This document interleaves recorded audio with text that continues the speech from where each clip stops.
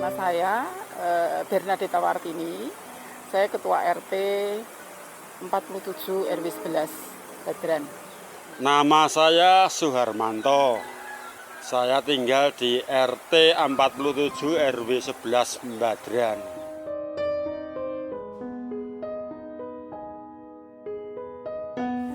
Kampung Badran itu memang dulu waktu saya masih kecil itu yang di atas-atas sana yang sekarang menjadi gedung-gedung itu awalnya adalah pemakaman Tionghoa yang dulu bisa ya dulu namanya ngebong lah itu istilahnya, itu dulu ngebong.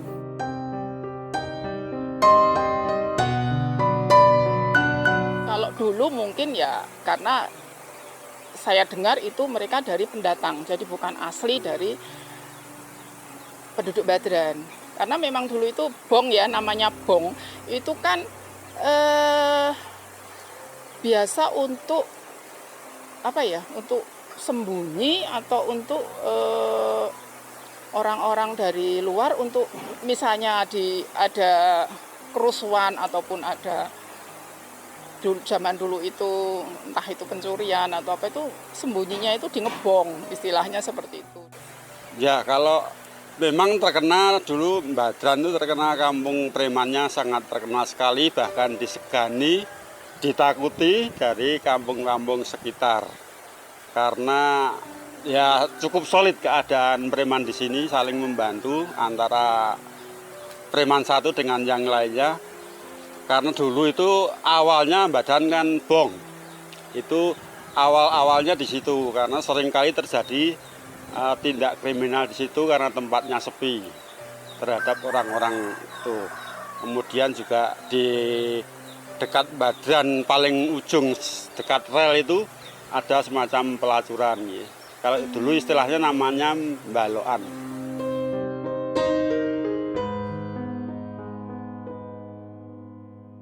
Kalau yang saya tahu, terutama yang muncul generasi pada saat itu, saya mengenalnya si Gunjek, ya, Gunadi. Ya. Dulu itu kebetulan juga teman saya itu di SMA Nusantara Ndagen itu.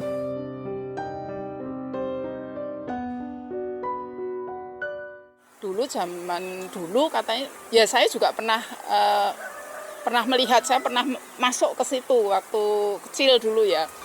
Itu katanya untuk bertapa di situ, untuk bertapa, untuk ada beberapa orang yang percaya kalau di situ untuk pertapaan gitu.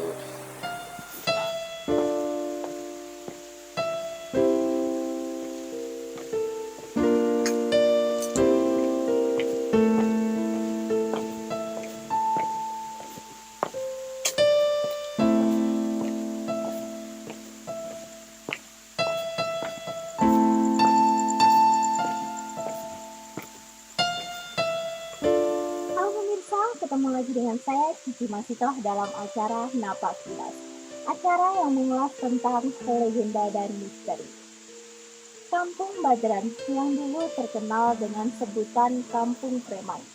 Sebenarnya ada apa di balik sebutan Kampung Preman tersebut? Jangan kemana-mana, tetapi Napak Tilas.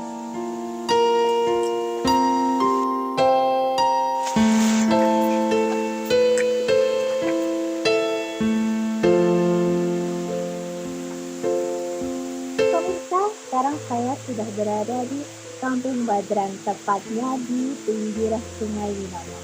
Seperti apa kisah di balik Kampung Badran ini? Langsung saja kita tanyakan kepada narasumber kita.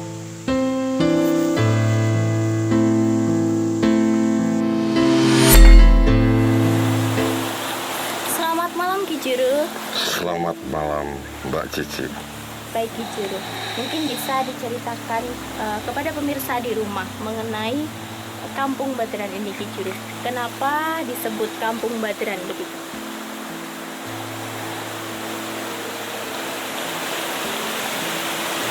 Jauh sebelum kerajaan di Jogja ini ada,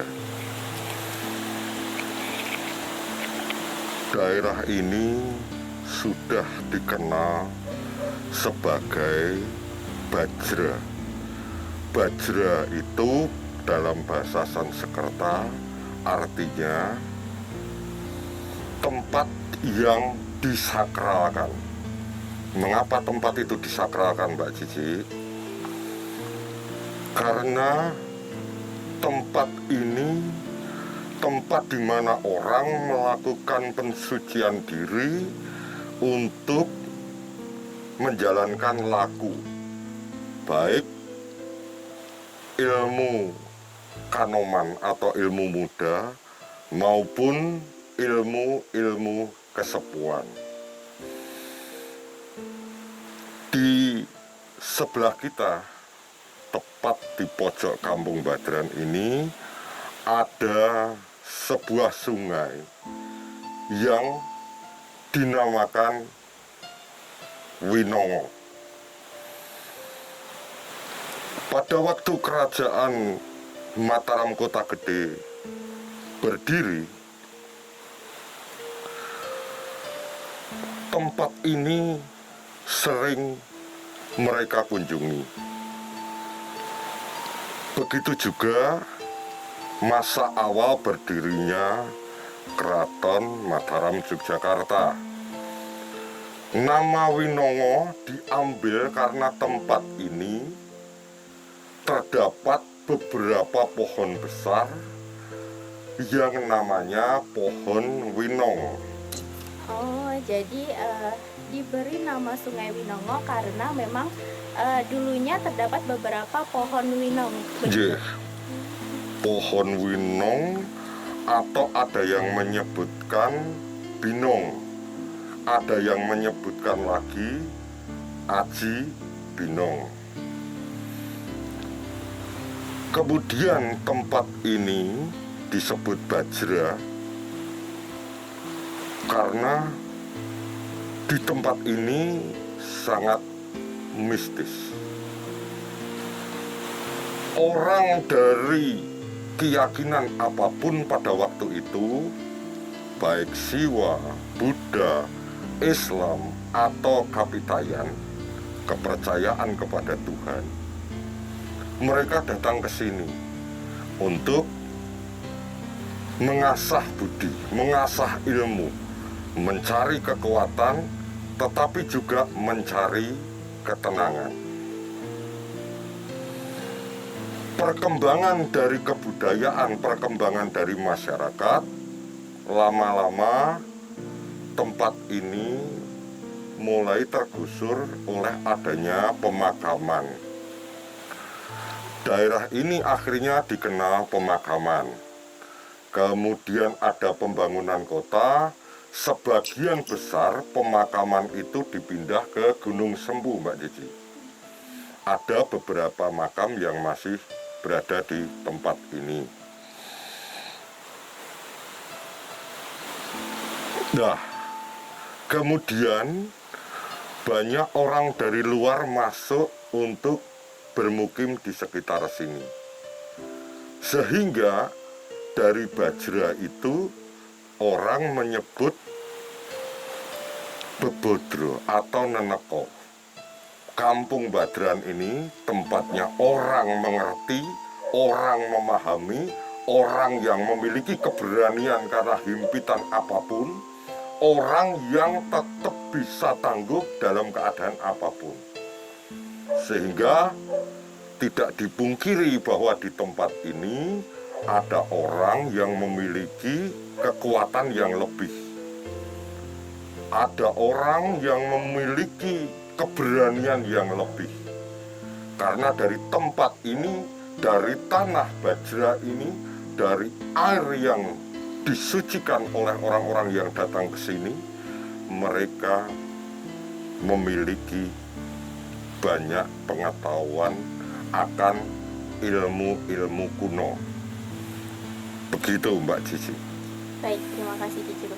Mungkin ada yang ingin disampaikan lagi kepada pemirsa Ki Juru? Dulu tempat ini tidak hanya satu tempat saja, tetapi ada beberapa tempat yang dipakai orang untuk bertapa. Oh, jadi juga ada beberapa tempat yang biasa digunakan untuk bertapa begitu. Dahulunya seperti itu. Tapi saat ini tinggal 2 tempat yang masih bisa kita lihat bahwa tempat itu adalah salah satu dari cikal bakal kampung ini disebut Badran. Baik, terima kasih Ki Juru. Ya, pemirsa, jadi setelah ini kita masih ada satu lokasi lagi, yaitu tempat untuk bertapa. Ya, langsung saja pemirsa, kita menuju lokasinya.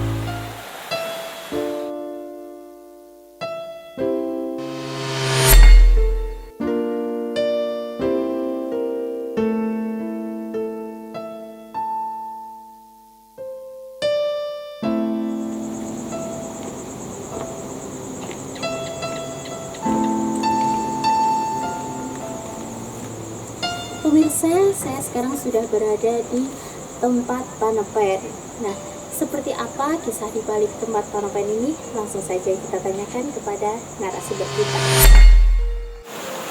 Baik, Ki Juru, kita sekarang sudah berada di tempat Panepen atau tempat bertapa. Mungkin bisa disampaikan atau diceritakan kepada pemirsa seperti apa sih dulunya tempat Panepen ini, Ki Juru? Silahkan. Panepen itu seringkali berada di sebelah pohon winong, pohon yang tinggi dengan akar yang banyak. Dahulunya tidak hanya 1 atau 2 saja, tetapi banyak. Di sepanjang sungai yang dipenuhi pohon winong atau aji binong ini, banyak tempat-tempat yang dibuat orang untuk bertapa. Kalau disebutkan tadi menepi atau nenepi, tempat ini disebut sebagai pesucian, tempat untuk membersihkan diri. Seperti itu, Mbak. Jadi sampai sekarang juga masih digunakan atau bagaimana, Ki Juru? Karena satu dan lain hal, tempat ini sudah penuh hunian. Tempat ini jarang sekali dipergunakan untuk bertapa. Baik, kalau dari sisi supranatural mungkin begitu ya Ki Juru, ada nggak yang ingin Ki Juru sampaikan? Atau mungkin tadi Ki Juru datang sudah merasakan sesuatu atau apa begitu Ki Juru?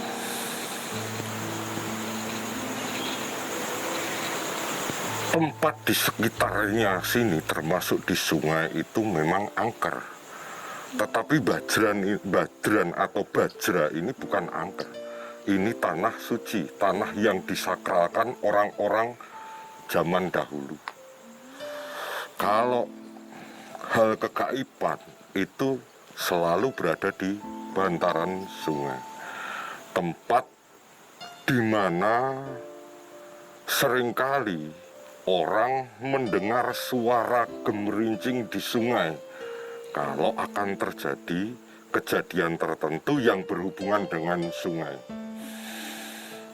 Tempat hutan atau banyak pohon rindang seperti tempat ini dulu, mungkin sekitar tahun 70 sampai 80 pun orang masih mendengar hantu keblak. Hantu keblak, apa itu Ki Juru, hantu keblak? Jadi kalau kita mendengar suaranya ya seperti ayam tapi besar sekali itu, Pak. Blek, blek, blek, blek. Oh, jadi itu seperti, namanya keblak. seperti kepakan ayam, tapi suaranya lebih besar dari kepakan ayam biasa begitu. Kalau tentang keangkeran, ya setiap bantaran sungai, setiap hutan atau gunung itu angker. Berbeda dengan Panepen atau tempat pensucian ini. Ini tidak angker tapi wingit, karena banyak orang yang berhasil mengasah keilmuannya, baik keilmuan muda maupun kesepuannya di tempat-tempat seperti ini di kampung Badran ini, Mbak. Oh, begitu, baik Ki Juru. Baik Ki Juru, mungkin sedikit kita kembali ke pembahasan yang tadinya Ki Juru. Kampung Badran ini kan di luar sebagian besar masyarakat itu mengenal dengan sebutan Kampung Preman begitu. Nah, menurut Ki Juru sendiri bagaimana sih tentang Kampung Preman itu? Ya, bisa dikatakan seperti itu, Mbak Cici. Tetapi sebenarnya kalau menurut pandangan saya, semua itu belum tentu benar. Mereka menyebut kampung ini entah kampung hitam atau kampung preman, itu kan orang yang tidak memiliki kemampuan lebih, baik dari kesaktiannya, baik dari keberaniannya untuk menyelesaikan masalah-masalah yang berkaitan dengan Kampung Badran ini. Sehingga orang menyebutnya preman. Jadi berbeda, Mbak. Menurut saya, karena orang yang dari Badran ini, entah beberapa orang yang sudah muncul di permukaan kota ini, itu adalah orang-orang yang memiliki keberanian yang lebih di atas rata-rata orang-orang di Yogyakarta. Jadi untuk sekarang itu sebutan itu sudah kurang tepat begitu ya, Ki Juru? Sudah beberapa tahun ini, bahkan kampung ini disebut sebagai kampung ramah anak. Saya melihat juga, Mbak Cici, di masyarakat di Badran ini terdiri dari berbagai suku, berbagai keyakinan, berbagai etnis. Mereka tinggal di kampung ini dan tidak pernah terjadi permasalahan kepada warga di sekitar sini. Baik, Ki Juru. Nah, pemirsa, jadi apabila pemirsa ingin mengunjungi Kampung Badran ini, tentunya tidak seseram nama yang sudah beredar di masyarakat, karena kampung ini justru terkenal dengan kampung ramah anak seperti itu. Nah, pemirsa, mungkin nanti kalau pemirsa datang ke sini dan pemirsa ingin melihat tempat panepen, itu ada di tepat di belakang saya dan Ki Juru. Jadi masuk ya pemirsa, masuk dengan lokasi yang cukup sempit begitu. Ya, baik Ki Juru, terima kasih atas penjelasannya. Sama-sama, Mbak Cici.